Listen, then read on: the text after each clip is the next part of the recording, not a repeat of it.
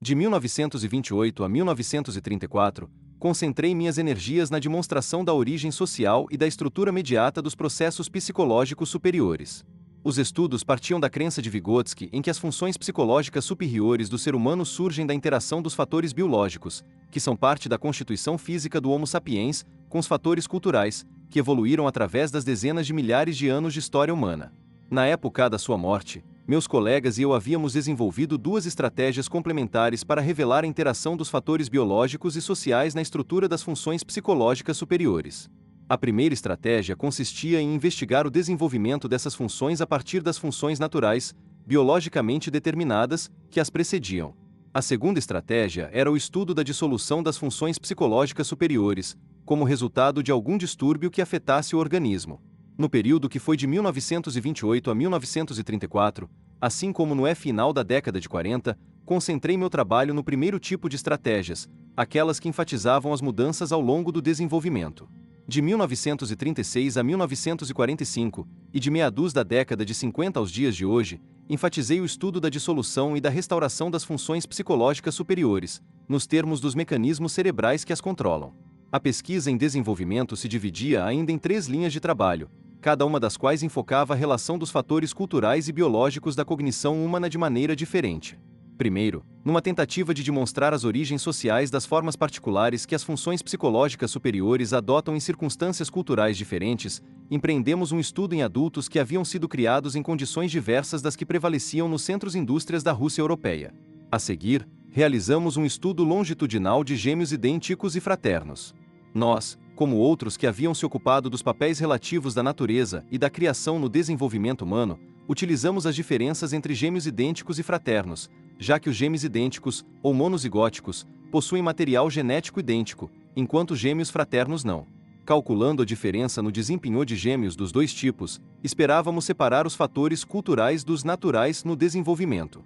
Partindo da teoria de Vygotsky, adicionamos nossos próprios refinamentos às técnicas que tínhamos disponíveis na época.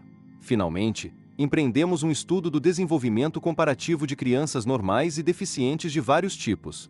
Aqui, usamos a distorção biológica ocorrida no curso do desenvolvimento para auxiliar na elucidação da estrutura do funcionamento normal e no desenvolvimento de meios que compensassem ao máximo as deficiências biológicas das crianças, utilizando currículos educacionais cuidadosamente planejados. O trabalho que enfatizava a dissolução das funções superiores sempre foi visto como um complemento natural do trabalho com desenvolvimento. De fato, no final da década de 20, não fazíamos uma distinção clara entre as duas abordagens. Trabalhávamos simultaneamente em todas as frentes. Tanto o jardim de infância quanto a clínica eram caminhos atraentes que levavam a difíceis problemas analíticos. Mas com o romper da guerra, em 1941, não houve possibilidade de escolha. Todos nossos esforços se concentraram no estudo das bases corticais das funções superiores, e nos difíceis anos que se seguiram levamos nossa limitada teoria prática, desenvolvendo tanto a teoria como suas aplicações. 4.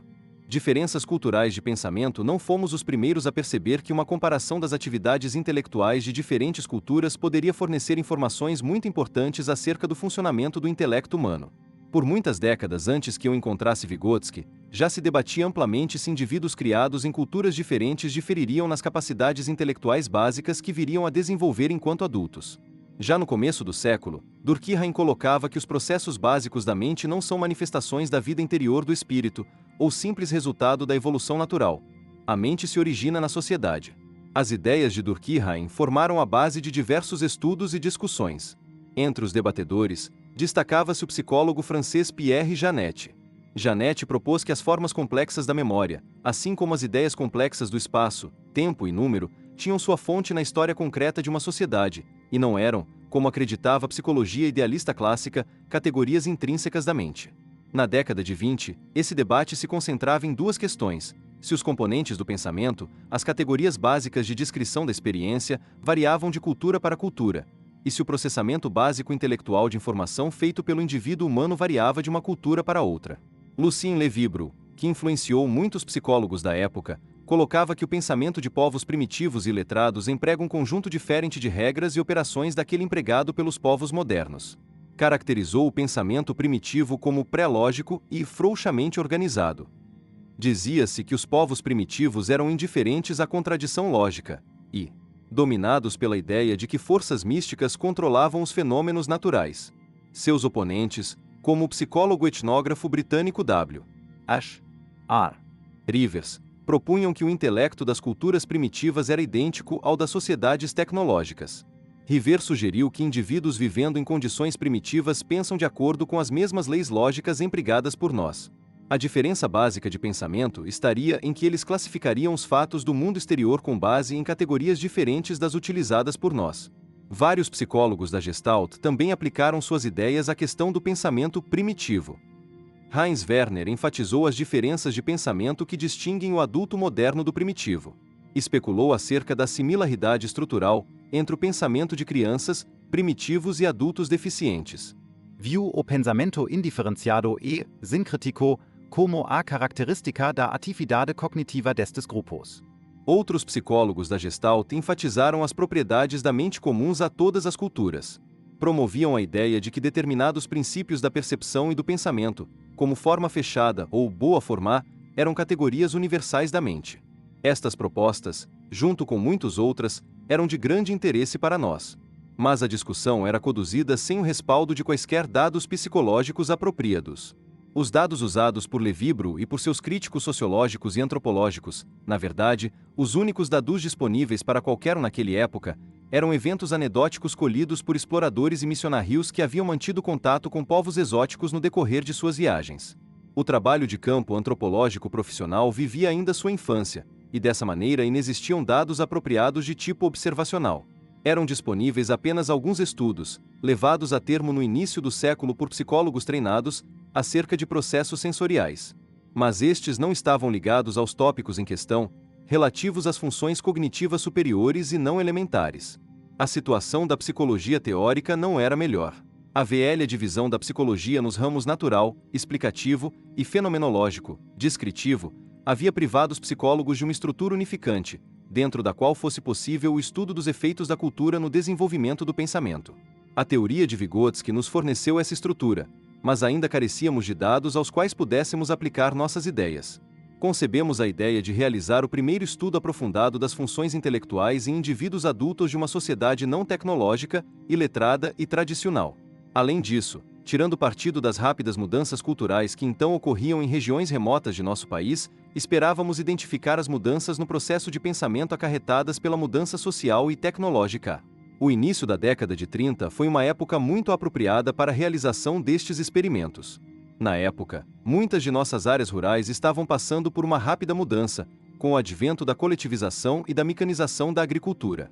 Poderíamos ter conduzido nos SOS estudos em vilas remotas da Rússia, mas escolhemos como campo de trabalho as aldeias e os assentamentos nômades do Uzbequistão e de Kirguizia, na Ásia Central, onde as enormes discrepâncias entre as formas culturais existentes tendiam a maximizar a possibilidade de detectarmos mudanças nas formas básicas e no conteúdo do pensamento das pessoas.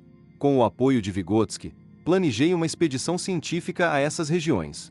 O Uzbequistão podia se vangloriar de sua antiga alta cultura, que incluía as extraordinárias realizações científicas e poéticas associadas a nomes como Oleg Beck, matemático e astrônomo, que nos legou um notável observatório perto de Samarcand, o filósofo Al-Biruni, o físico Ali Ibsen, Avicena, os poetas Saadi e Nezami, e outros. No entanto, e como é típico das sociedades feudais, as massas camponesas permaneciam iletradas e em grande parte isoladas dessa alta cultura. Viviam em aldeias que eram completamente dependentes de ricos proprietários de terras e poderosos senhores feudais. Sua economia baseava-se principalmente na plantação de algodão. Nas montanhas de Kirguizia, adjacentes ao Uzbequistão, prevalecia a criação de animais. Os ensinamentos conservadores da religião islâmica tinham profunda influência sobre a população e contribuíam para o isolamento das mulheres em relação à vida da sociedade. Depois da Revolução, essas áreas sofreram profundas mudanças socioeconômicas e culturais. No período em que fizemos nossas observações, assistimos ao início da coletivização da agricultura e de outras mudanças socioeconômicas radicais, além da emancipação das mulheres. Como o período era de transição, nosso estudo pôde até certo ponto ser feito de forma comparativa. Assim, pudemos observar tanto os grupos iletrados e não desenvolvidos, habitantes das aldeias, quanto os grupos já envolvidos com a vida moderna, e que experimentavam as influências do realinhamento social que ocorria. Nenhuma das populações que observamos havia recebido educação superior. Mesmo assim, eram marcantes as diferenças em suas atividades práticas, modos de comunicação e aspecto cultural. Nossos sujeitos pertenciam a 5 grupos. 1. Mulheres habitantes de aldeias remotas, que eram iletradas e não se envolviam com qualquer atividade social moderna. Na época em que nosso estudo foi feito, ainda havia um número considerável dessas mulheres. As entrevistas foram conduzidas por outras mulheres, já que só elas tinham direito de penetrar no alojamento feminino. 2. Camponeses, habitantes de aldeias remotas, de nenhuma maneira envolvidos com trabalho socializado, e que ainda mantinham uma economia individualista. Esses camponeses não eram alfabetizados. 3. Mulheres, frequentadoras dos minicursos em educação infantil. Via de regra, não tinham educação formal ou qualquer prática escrita. 4. Trabalhadores, ativos nos colhóis, fazenda coletiva, e jovens que haviam frequentado cursos de curta duração. Estes eram diretores de fazendas coletivas, chefes de outros departamentos em alguma fazenda coletiva ou líderes de brigada. Tinham considerável experiência no planejamento da produção, na distribuição de trabalho e na administração de estoques. No trato com os outros membros das fazendas coletivas, haviam adquirido uma visão de mundo muito mais ampla que a do camponês isolado. Por outro lado, haviam frequentado muito pouco a escola, e muitos ainda eram semiletrados. 5. Mulheres, admitidas na escola de professores, depois de 2 ou 3 anos de estudo. Suas qualificações educacionais, no entanto, ainda eram razoavelmente baixas. Supusemos que só os últimos 3 grupos, que por participarem na economia socialista haviam tido acesso às novas relações sociais e princípios de vida que acompanhavam a mudança, haviam experimentado as condições necessárias para a alteração radical da forma e do conteúdo de seu pensamento. Estas mudanças sociais os havia colocado em contato com a cultura tecnológica, com a escrita e com outras formas de conhecimento. Os 2 outros grupos não haviam sido suficientemente expostos às condições que considerávamos necessária para uma mudança psicológica fundamental. Assim, esperávamos que eles apresentassem uma predominância daquelas formas de pensamento que se originam de atividades guiadas pelas características físicas de objetos familiares. Também espirrávamos constatar que as necessidades de comunicação daqueles que praticavam uma agricultura planejada e coletiva teriam um impacto sobre seu pensamento.